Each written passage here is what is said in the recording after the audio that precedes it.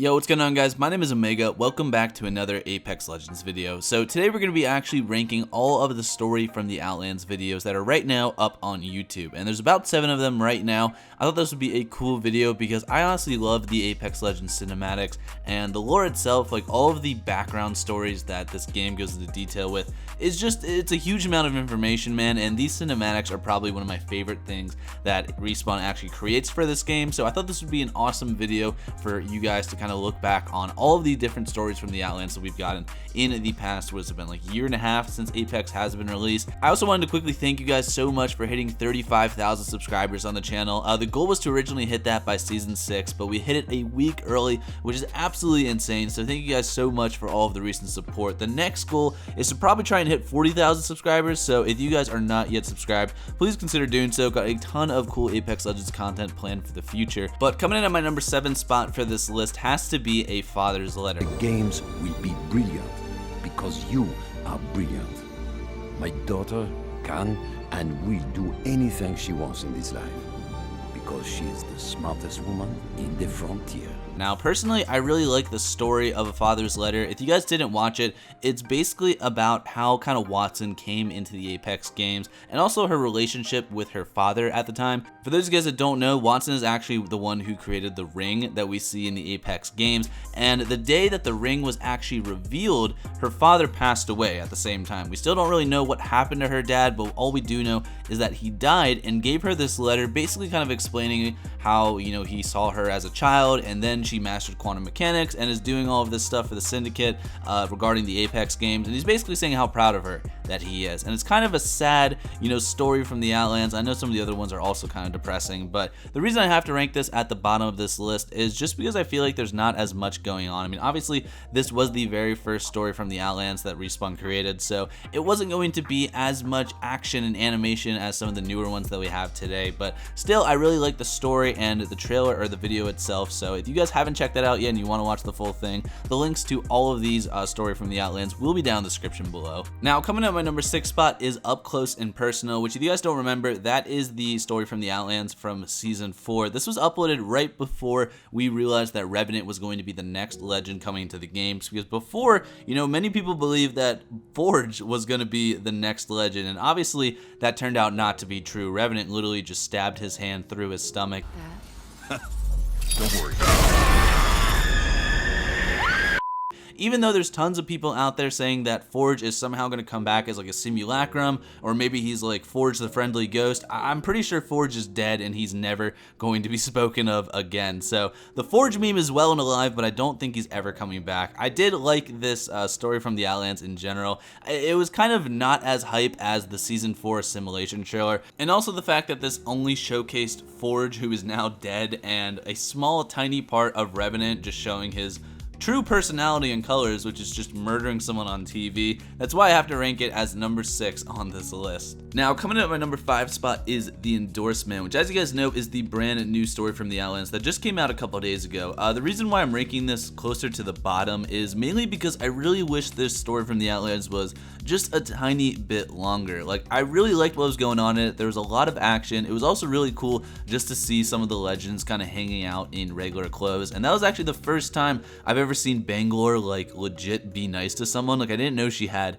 any friends, so the fact that her and Rampart were getting along, and you know, they kind of have some backstory with that, was definitely cool. But it was also kind of random how Bliss just came out at the very end and handed over his Apex card. It's like he like walked by and saw the explosion and it was like, this would be a great time for me to go in and make a speech. And then he just did it. He's like, oh, a survivor, join the Apex game. So it was kind of random. I do wish it was a little bit longer, but I understand because of COVID and everything, you know, them working from home, they probably didn't have enough time to make it as long as they actually wanted it to. Now, coming in at my number 4 spot is Legacy of a Thief, which, if you guys remember, is the story of the Outlands featuring Loba. And this was a really good story, kind of showing what happened after Loba's parents were murdered by Revenant. She had a really rough childhood, was moving from foster family to foster family, and then finally we saw what she was doing as an adult, and it turns out that she became a very well-known thief. She was able to steal a lot of very expensive items for, you know, high status clients, and we finally saw at the very end of the trailer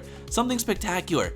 she finally found Revenant. And I remember like seeing this moment in the trailer was one of the most epic things ever, and that's definitely why I have to place it at the number 3 spot on this list. Seeing Revenant's face at the very end after so many months of hoping that Loba was going to encounter Revenant, we knew that that moment was finally coming. I'm off to bed. Wait, I found him. What? What are you talking about? I found him.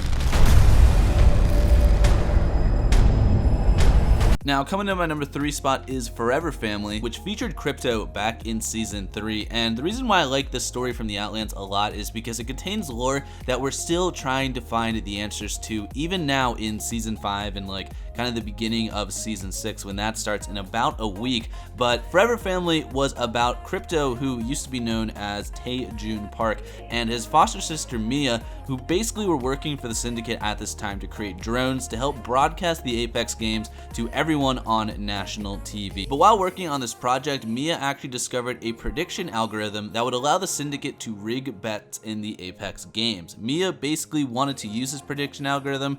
Tae-Jun disagreed and said he didn't want anything to do with this. Meanwhile, she ended up making a copy of it and was later kidnapped by the Syndicate the next morning. And the rest of the trailer is basically, Crypto running from the Syndicate as they're trying to hunt him down. And we kind of see the transition from Tae-Jun Park over to finally at the end where he is becoming Crypto and hacking his way into the Apex game. So one of the big questions that we're still trying to figure out is whether Mia is actually alive. We've heard from some of like the tape recordings of Mia's voice, but we haven't really been able to confirm if she's actually like 100% alive still, or if those were just recordings of her in the past when she was still alive. There's a lot of questions we don't have the answers to, but hopefully we'll figure out more about what's going on with Mia in Season 6. Coming to my number 2 spot is The Old Ways, and the reason why I really do like this story from the Outlands is, one, because it was longer. I really do think that all Story from the Outlands should be around 8 to 10 minutes long. I got a ton of information from this one, including, how Bloodhound became Bloodhound, why their tribe was, against the use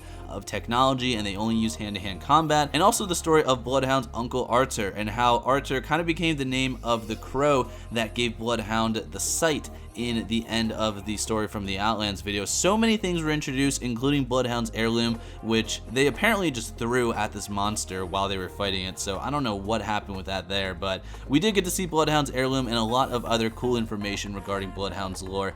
And just the way that it ended was very sad. It really felt like I was attached and I knew so much more about Bloodhound after watching the Story from the Outlands. And beast Nana Slatra. You will be the first. Bloodhunter. The old father guides you now.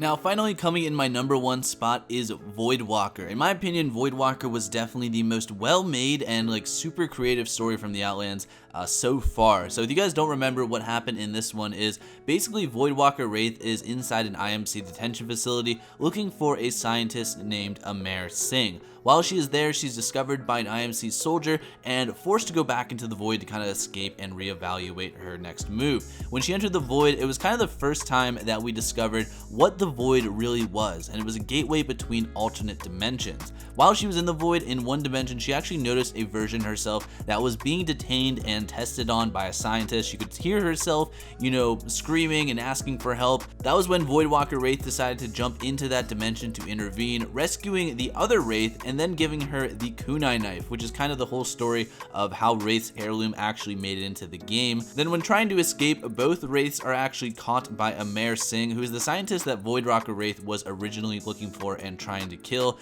Voidwalker Wraith basically fights them off while pre-Void Wraith goes through the portal, and after leaving the detention facility, realizes she's standing in the future spot for the Apex games, which is King's Canyon. This is kind of like how, Wraith's story began, and it's really cool how it started right before the Apex games even started. So that is definitely one of the main reasons why Voidwalker is my favorite story from the Outlands out of all of them. Behind you.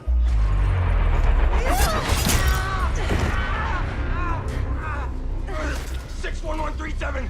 Hold. None of that's in order. Please.